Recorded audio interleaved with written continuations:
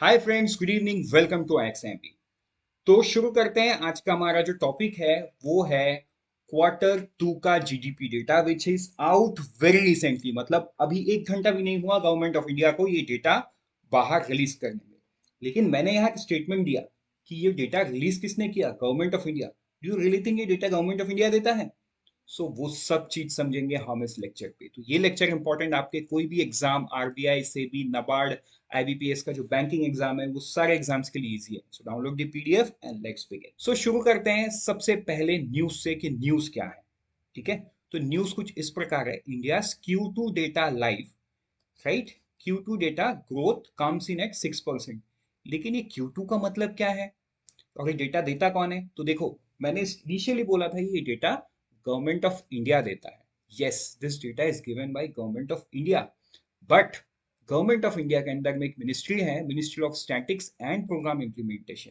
ये data MOSPI के through आता है एंड एमओएसपीआई के नीचे एक ऑफिस है, नेशनल स्टैटिकल ऑफिस, या जिसको हम एनएसओ बोलते हैं। ये डेटा एनएसओ ऑफिस से रिलीज किया जाता है। अब Q2 का मतलब क्या है? सो Q2 का मतलब है जुलाई, अगस्त, सितंबर वाले मंथ में इंडिया का जीडीपी ग्रोथ कितना था? 6.3% था। अब ये सी चीज को हम अच्छे से समझते हैं विद दिस टेबल। तो नॉमिनल जीडीपी, ठीक है, नॉमिनल जीडीपी क्या है? नॉमिनल जीडीपी मतलब करंट प्राइसेस पे, जो प्राइस अभी मार्केट में प्रिवेलेंट है वही प्राइस पे अगर हम देखेंगे तो इंडिया का जो जीडीपी है ये 3 मंथ में वो है 65.31 लाख करोड़ रुपीस।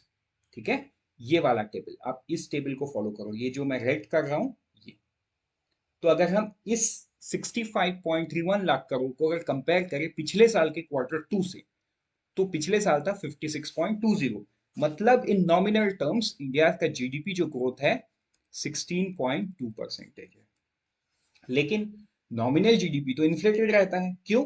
क्योंकि इसको तो एडजस्ट करना है फॉर इन्फ्लेशन।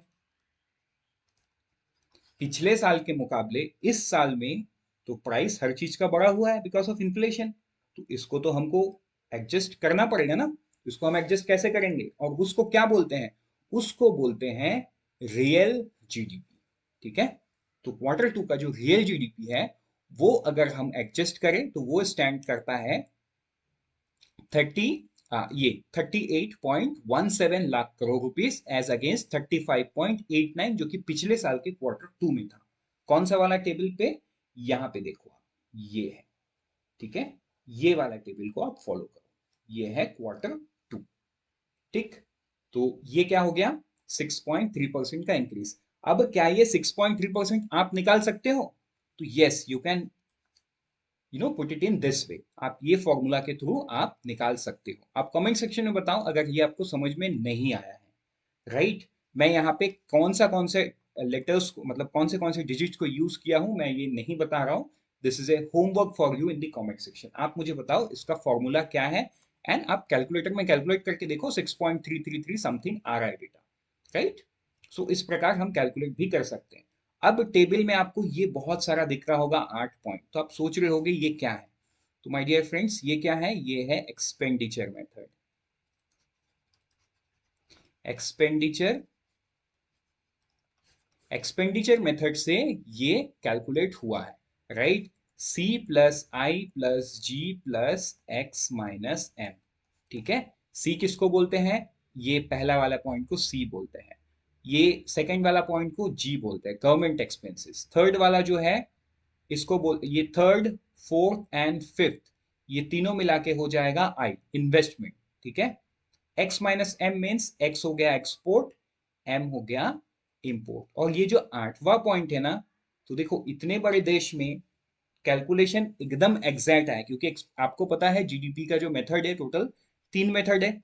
एक मेथड हो गया वैल्यू एडिशन मेथड, दूसरा हो गया आपका इनकम मेथड, और तीसरा हो गया एक्सपेंडिचर मेथड। तो मैंने ये टेबल जो दिखाया आपको एक्सपेंडिचर मेथड का दिखाया।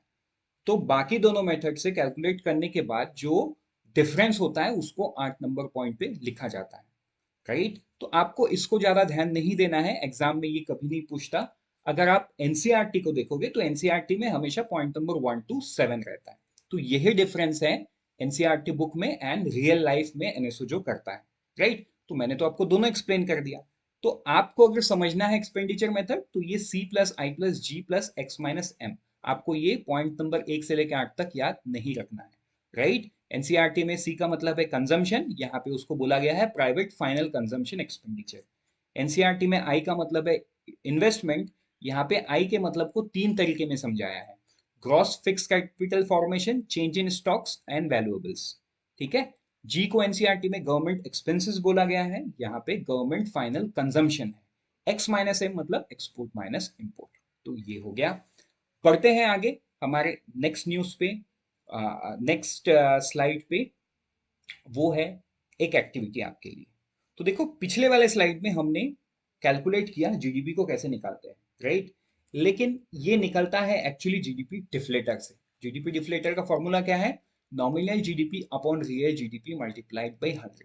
तो इसको मैंने एक्टिविटी क्यों लिखा, ये आप मुझे कमेंट सेक्शन में बताओ, कमेंट करके कि यहां से आपको क्या डेटा निकल के आ रहा है जीडीपी डिफ्लेटर।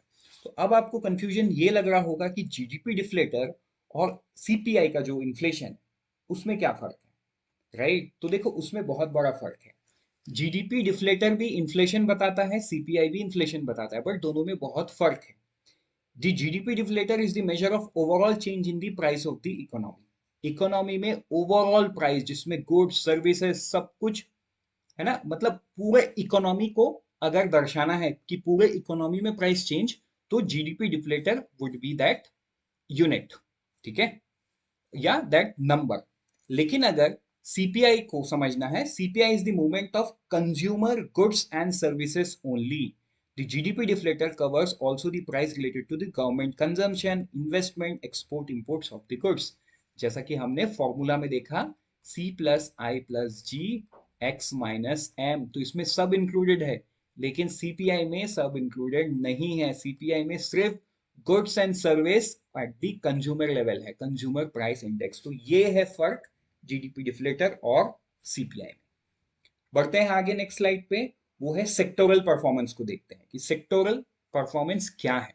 तो देखो सेक्टोरल परफॉर्मेंस भी अब क्योंकि क्वार्टर वन में 13.5% से ग्रो किया है, इस वाले क्वार्टर पे कम ग्रो किया है, तो कहीं ना कहीं स्लो डाउन तो हमको दिख रहा है। तो वही स्लो डाउन आपको इस सेक्टोरल परफॉर्मेंस में भी दिखेगा। तो ये एग्जाम पॉइंट ऑफ व्यू से आपको सेक्टोरल परफॉर्मेंस में कुछ याद नहीं करना है, बस आपको ये दिखाने के लिए मैंने रखा कि ये जो स्लो डाउन है ये आपको सेक्टर वाइज भी दिख रहा है। नेक्स्ट हम आगे बढ़ते हैं। 29 नवंबर को स्टैंडर्ड एंड पुअर, इन्होंने इंडिया का जो जीडीपी टारगेट है पूरे साल भर का, वो उन्होंने कम कर दिया, 7.3 से 7 कर दिया। तो ऐसा स्टैंडर्ड एंड पुअर अकेले नहीं किया, ऐसा वर्ल्ड बैंक ने किया, ओईडीसी ने किया, आईएमएफ ने किया, Fitch, even reserve bank of India ने भी किया। क्यों किया, क्योंकि देखो जो क्वार्टर वन का जीडीपी टारगेट था गवर्नमेंट ऑफ इंडिया का एंड आरबीआई का, वो 15 प्लस का था, मतलब 15% से ज्यादा ग्रो करने का था। लेकिन क्वार्टर वन में एक्चुअल टर्म्स में कितना ग्रो किया, सिर्फ 13.5% से ग्रो किया है। तो इसका मतलब ये हुआ कि क्वार्टर वन में ही टारगेट को मिस किया है हमने एज ए नेशन, और क्वार्टर टू का डेटा अभी आपके सामने है। सो इन दैट सेंस जो हमारा इकोनॉमी है वो उस तेजी से नहीं बढ़ेगा जिस तेजी से फोरकास्टेड था। तो इसीलिए सबने अपने अपने जो प्रीवियस फोरकास्ट था उसको चेंज किया है। पूरे साल भर के लिए आरबीआई ने 7.2 बोला था, उन्होंने फिर 7 बोला। तो देखो सब ये 7 के आसपास ही, सिर्फ वर्ल्ड बैंक 6.5 में है, ओईडीसी 6.6 में है, आईएमएफ 6.8 में है, फिच 7 में है, एडीबी 7 में है, आरबीआई 7 में है, इंडिया रेटिंग 6.9 में है। तो ये आपको याद करना है, राइट। इट्स बेटर कि आपको ये जो इन्फोग्राफिक है आपको, आप स्क्रीनशॉट ले सकते हो इसका। बढ़ते हैं आगे। इज रिसेशन कमिंग, जैसा कि आपने देखा थंबनेल पे, क्या रिसेशन है, एब्सोल्युटली नहीं, रिसेशन नहीं आने वाला है। अब तक का डेटा से तो लग रहा है रिसेशन नहीं आने वाला है। It's the short term challenge of inflation, और कुछ नहीं है, क्योंकि रेपो रेट 5.9% पे है, कॉस्ट ऑफ बोरोइंग बहुत ज्यादा है, बिजनेसेस हाउस बहुत ज्यादा इन्वेस्टमेंट नहीं कर पा रही है because cost of borrowing is high. तो कहीं ना कहीं ये ग्रोथ को स्लो डाउन करता है। तो ये वही स्लो डाउन है, बट दिस डजंट इंप्लाई कि रिसेशन आने वाला है। रिजर्व बैंक ऑफ इंडिया ने तो ये इसकी भविष्यवाणी एकदम एग्जैक्टली की थी। उन्होंने अपने सितंबर में जब रेपो रेट को हाइक किया था, तो आरबीआई गवर्नर ने बोला था कि India's GDP in the quarter 2 will grow at 6.3%. उतने से ही ग्रो किया. So that's how exactly RBI is, managing the economy. उनको exact data पता है कि आने वाले समय में क्या होने वाला है और उनको क्या करना है. So there is no worry regarding recession. With this, we are done. Let's meet, in some other lecture. Till then, unfold your potential with IXMB. Thank you and all the best. And always remember, right? क्या? IXMB helps you prepare 50% faster.